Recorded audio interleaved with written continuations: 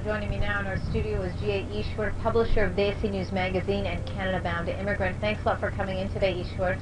Thanks, Angie. I want to get your sense on the latest developments from today, taking a look at sort of the bigger picture.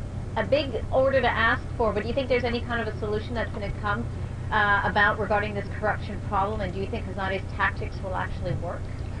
I think what we are seeing today is just a quick fix on the part of the Manmohan Singh government. I think the long term, the outlook of long term is not that simple.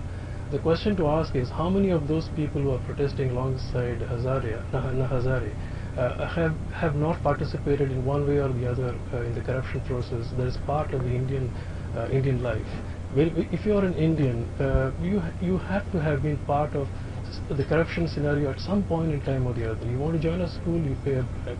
You want to get off a traffic ticket, you pay a bribe. It goes on and on and on. Right. And but while the Manmohan Singh government may have fixed it temporarily today, the issue is not going to go away, because the subtext of this is the ongoing class warfare between the minority India of the haves, the 200 million people, versus the majority India of the have-nots, the 800 million people.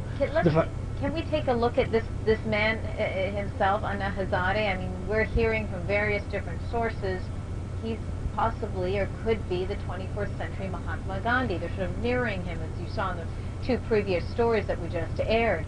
And if that's the case or not the case, is he going to have, what kind of impact is he going to have, or is he going to have the same kind of impact Gandhi had? And if there is any kind of change, what are we going to expect down the road? Anna Hazare is going to have a very positive impact on India in one sense.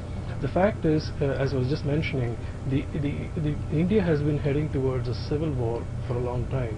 The haves versus the have-nots, and that gap has suddenly become very big ever since India exploded onto the global stage as an economic superpower.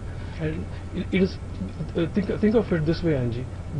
Only the haves have the ability to pay a bribe.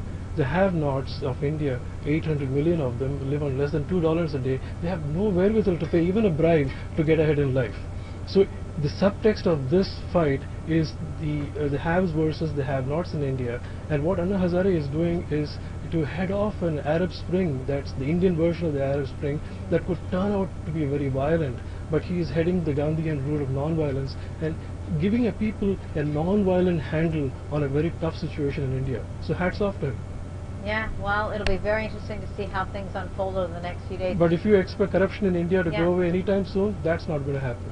I had to ask the question, of course. But Easwar, I appreciate you taking the time, and we'll keep an eye on this. Thank you. Good night. Yeah.